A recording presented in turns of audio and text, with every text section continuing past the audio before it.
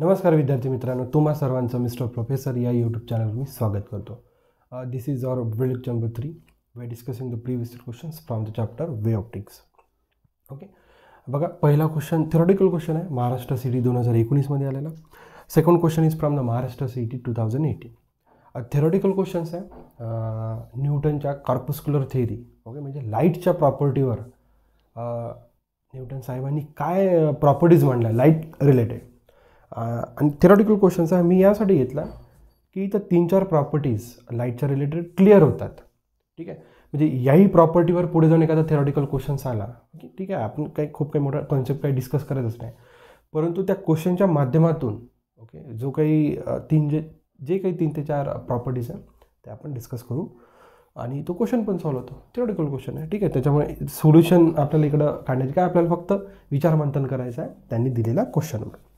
बघा आपण पहिला क्वेश्चन बघूया. ठीक आहे, इकडे काही सोल्युशन घेत नाही मी, सोल्युशन सेकंडसाठी जे होतं रिक्त झालं. बघा, according to the corpuscular theory of Newton okay of light which is not the property of light. Property of light कोणती नाही आहे त्या लक्षात.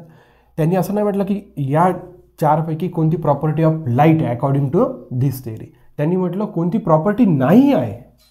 ठीक आहे, तर स्टेप बाय स्टेप आपण पहिला, दुसरा, तिसरा आणि चौथा ऑप्शन चेक करण्याचा प्रयत्न करूया. बघा, the velocity of light in air is greater than the glass. एक लक्षात ठेवा, कॉर्पस्क्युलर थेअरी ऑफ लाईट न्यूटनची काय सांगते की वेलॉसिटी ऑफ लाईट कोणत्याही मीडियममध्ये कशी राहते सेम, आणि त्याची जी काही व्हॅल्यू राहते किती राहते 3 × 10⁸ मीटर पर सेकंड. बघा, एक मागेही एक आपण कोणत्या तरी पहिल्या किंवा दुसऱ्या व्हिडिओ लेक्चरमध्ये आपण थेरॉटिकल क्वेश्चन डिस्कस केला होता, तिथेही हा पॉईंट आला होता की तो बा लाईट एअर मीडियममध्ये त्याची व्हेलॉसिटी जास्त आहे ॲज कम्पेअर टू ग्लास. असं शक्य आहे का? नाही. ओके, ही प्रॉपर्टी आहे का? नाही आहे. म्हणजे पहिला ऑप्शनच बरोबर आहे, ही प्रॉपर्टीच नाही. न्यूटनचं काय म्हणणं पडलं की व्हेलॉसिटी ऑफ लाईट कोणत्याही मीडियममध्ये असो त्याची व्हेलॉसिटी किती राहते 3 × 10⁸ मीटर पर सेकंड. इथं लक्षात, कोणत्याही मीडियममध्ये असो तो या मीडियममध्ये ग्रेटर आहे, या मीडियममध्ये आले असं पॉसिबलच नाही. ओके, लाईटची व्हेलॉसिटी कोणत्याही मीडियममध्ये कशी राहते सेम. क्लिअर, एक प्रॉपर्टी डिस्कस झाली आपली. Second, light travels in a straight line. एकदम करेक्ट आहे. लाईट जो काय तुम्ही कधी बघितला का तो असा येऊन राहिला स्ट्रेट. स्वतः तुम्ही जेव्हाही ऑब्झर्व करता कोणत्याही लाईटचा जो आपण सोर्सकडे बघतो तेव्हा light travels in a straight line. He property आहे, परंतु आपल्याला प्रॉपर्टी कोणती नाही ते विचारली होती. ही प्रॉपर्टी आहे, त्याच्यामुळे हा ऑप्शन नाही बनत आहे, परंतु प्रॉपर्टी आहे. ठीक आहे, the velocity of light does not change after the reflection. बिलकुल नाही. ठीक आहे, समजा इथं काहीतरी समजा एक वॉल आहे, तो लाईट आला रिफ्लेक्ट झाला, ठीक आहे, त्याची वेलॉसिटी चेंज होते का? अजिबात नाही. इथं लक्षात, the light travels the velocity of light does not change after the reflection. He property आहे, परंतु आपल्याला नाही विचारले, त्याच्यामुळे हा ऑप्शन काही बनत नाही. असं पॉसिबल आहे का? नाही. इथंही 3 × 10⁸, रिफ्लेक्शन नंतरही 3 × 10⁸ मीटर पर सेकंड. कॉर्पस्क्युलर थेअरी. ठीक आहे, लास्ट ऑप्शन बघा, light carries energy and momentum. 100% बरोबर. एका ठिकाणावरून जेव्हा लाईट दुसऱ्या ठिकाणी ट्रॅव्हल करतो तर लाईट काय कॅरी करतो? Energy and momentum. ठीक आहे, ही प्रॉपर्टी आहे, परंतु आपल्याला नाही प्रॉपर्टी पाहिजे होती, त्याच्यामुळे हे ऑप्शन घ्या. हे तिन्ही प्रॉपर्टीज आहे व्हेलॉसिटी ऑफ लाईटचे, आणि ही प्रॉपर्टी इथंच सांगितली की कोणत्याही मीडियममध्ये लाईटची व्हेलॉसिटी कशी राहते same. Therefore the option number first one is a correct one and the question is from the Maharashtra CET 2019. याच्या लक्षात, भलेही तो थेरॉटिकल क्वेश्चन होता, इझी होता, परंतु त्यामधनं आपल्याला काय डिस्कस करायचं, आपण त्यातनं काय घेण्याचा प्रयत्न केला, तर या 3 प्रॉपर्टीज. ओके, आणि चौथी प्रॉपर्टी आपण डिस्कस केली की कोणत्याही मीडियममध्ये वेलॉसिटी ऑफ लाईट स्पीड कशी राहते same. Speed of light is same each and every medium. Okay, व्हॅक्यूममध्ये पण इव्हन स्पीड ऑफ लाईट किती राहते 3 × 10⁸ मीटर पर सेकंड. क्लिअर, थेरॉटिकल क्वेश्चन्स होता, परंतु त्यामधनं आपल्याला या गोष्टी डिस्कस करायचं होतं, त्यासाठी मला असे थेरॉटिकल क्वेश्चन्स घेणे पण अनिवार्य आहे. ठीक आहे, आता बघूया आपण न्यूमरिकल नंबर सेकंडचं सोल्युशन. हा पण काही, आणि काय आहे ना, या वे ऑप्टिक्स या चॅप्टरमध्ये तुम्हाला लक्षात येईल कॅल्क्युलेशन्स खूप काही मोठे नाही, फॉर्म्युलेज एकदम छोटे आहे, अतिशय ओके मोजक्या स्टेप्समध्ये तुम्ही सोल्युशन्स फाइंड आउट करू शकता वे ऑप्टिक्स या चॅप्टरमध्ये. बघा आपण second numerical. A ray of light is incident normally on a glass slab of having a thickness of 5 cm and refractive index is 1.6. काही हरकत नाही. The time taken to travel by a ray from source to the surface of the slab is same as to travel through the glass slab. काही हरकत नाही. Okay, बघा हा महत्त्वाचा question आहे, म्हणजे महत्त्वाचं त्यांनी वाक्य म्हटलं. ओके, त्यानंतर द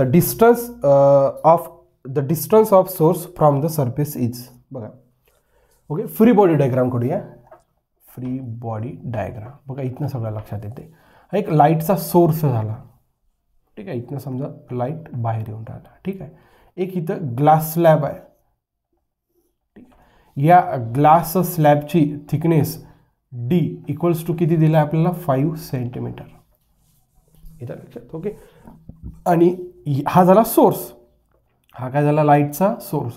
सोर्सपासनं इथपर्यंत, ओके, म्हणजे ग्लास स्लॅबच्या सरफेसपर्यंत पोचण्यासाठी, ओके, हां, पोचण्यासाठी जो काही टाईम लागला तो टाईम किती आहे T. आणि या ग्लास स्लॅबला क्रॉस करण्यासाठी पण टाईम किती लागला T. त्यांनी बघा हे म्हटलं, ओके, बघा, the time taken to travel by ray from source to the surface of the slab. Okay, म्हणजे इथून तर इथपर्यंत is same as the to travel through the glass slab.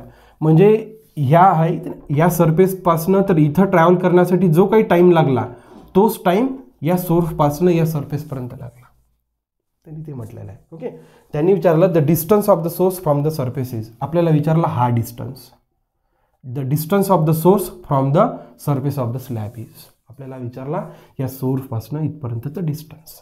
Okay, and they have also given the refractive index of the slab is 1.6. Refractive index of the slab is 1.6. बघा, अतिशय easy आहे, अतिशय easy आहे, आपण easily find out करू शकतो. बघा, refractive इंडेक्सचा फॉर्म्युला काय. रिफ्रॅक्टिव्ह इंडेक्स म्हणजे काय, velocity of light in vacuum to the velocity of light in medium. हा कोणता मीडियम आहे, ग्लास, त्याच्यामुळे इथं लिहितो मी ग्लास. रिफ्रॅक्टिव्ह इंडेक्सचा सिंपल फॉर्म्युला. ओके, म्हणजे दोन मीडियमच्या वेलॉसिटीचं कंपॅरिझन आहे. C means what denotes, C काय इंडिकेट करते की velocity of light in vacuum, काय हरकत नाही. व्ही सफिक्स जी काय इंडिकेट करते, velocity of light in glass, ठीक आहे, काय हरकत नाही. चला, ओके, बघा आता. ओके, आणि जसं वेलॉसिटीचा जनरल फॉर्म्युला आहे, वेलॉसिटी इक्वल्स टू काय, डिस्टन्स किंवा डिस्प्लेसमेंट अपॉन टाईम. वेलॉसिटी म्हणजे काय, डिस्टन्स अपॉन टाईम, ठीक आहे.